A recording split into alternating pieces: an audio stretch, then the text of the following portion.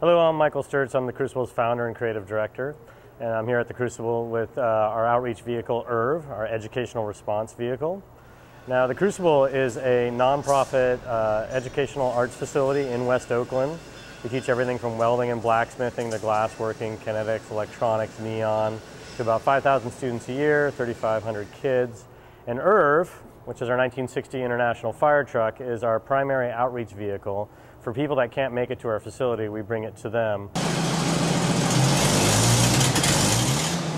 It's definitely not something that you see driving down the street every day. Well, she's an old truck. It's a 1960 International Fire Truck, and then the back half of it is a PG&E truck that we had donated, so it's sort of two things meshed together. So there's been a lot of non-stock things that we've added to it. We have oxyacetylene torch cutting rig on it, an arc welder. We do glass flame working. We have a forge built in the back so we can do blacksmithing. And we also do foundry work sometimes. And of course then there's the large pooper, which is usually a crowd pleaser.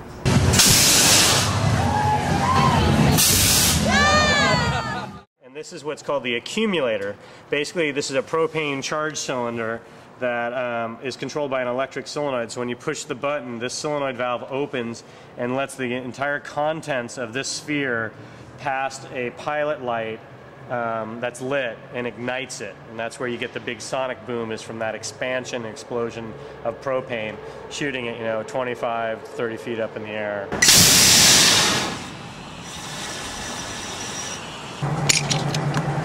The crane in particular is a really big part of the truck. When we go out to schools or fairs, we load up the back with all of our equipment, anvils, furnaces, a bunch of stuff. And we use the crane to offload and onload all of that stuff. It drains the batteries quite a bit, so we'll end up having to deal with that at the end of the day when packing up.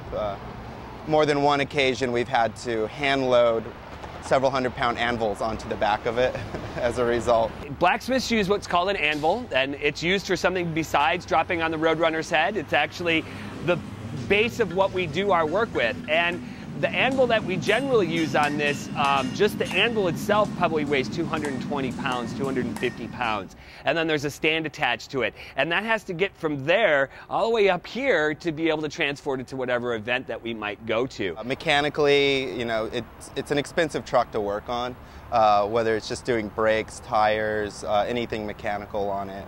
My favorite aspect is seeing the kids' faces light up when they hit the poofer button and get the big flame to poof into the sky. There's just a serious delight that you see when they get to do something bordering on utter destruction. My favorite feature is the engine when she's running. Hearing her run well, it's actually a really great truck. We've operated a lot of old fire trucks and old machines here, and this one in particular, it's got a great heart. I think my favorite feature on IRV, besides all of what it can do non-conventionally, is the vintage Mars light right here, which is actually a pre-strobe light before they actually had invented strobe lights on fire trucks. And it actually wiggles in an oscillating pattern and sort of mesmerizes people when you turn it on. Every time we take it out to fairs or schools, the kids are just mesmerized. They'll stand there and just watch, a blacksmithing demonstration, for example, from start to finish, and just be completely mesmerized. And the questions that they ask too is just amazing. And although we do maintain her, there's a lot of things that she needs. One of the main things is electrical work. IRV needs so much. Where do we start? We need a new forge.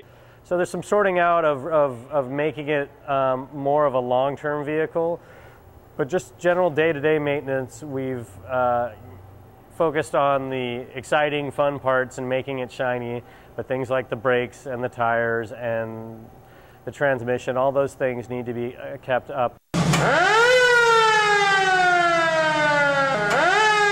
Well, we focus here at the Crucible a lot on the community and also youth in the community especially. And when we go out to schools, it's something that the kids don't normally get to see.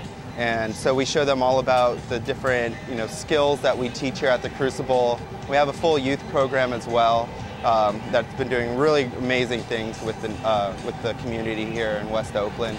And it just kind of is an introduction to that and letting kids know that there's something else to do out there. You know, they can come here, gain some skills, and make a future for themselves. The Crucible is set in West Oakland. We're actually surrounded by public housing on almost all sides.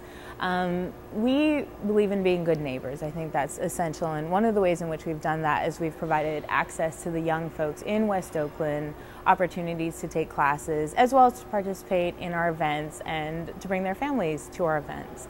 I think the Crucible, and the Irv in particular, the impact it has is that arts is very transformative, and I believe that that's one of the things the Crucible has done in its time here in West Oakland, is that we have transformed our own neighborhood through the industrial arts. And I think the Irv is one of the ways that we reach out. It's really exciting for them, I think, to actually, when they get the chance to actually do some of the things that we teach here, that they're learning something that a lot of the times not only their peers haven't done before, it's something new, but it's also something that it's new to their parents, and they're learning skills that their parents don't know anything about, and it kind of is empowering, I think, to children.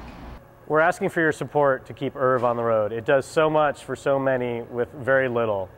So if you're into fire trucks, if you like fire, if you like the industrial arts, if you like education and you like outreach to kids, please help us out and keep Irv on the road.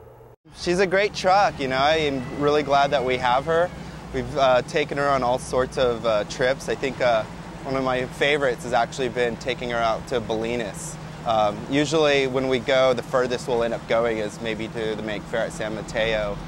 And it was just really great for all of us involved, you know, including the truck. I think she really loved getting out on those open roads, going through the national parks and stuff up there.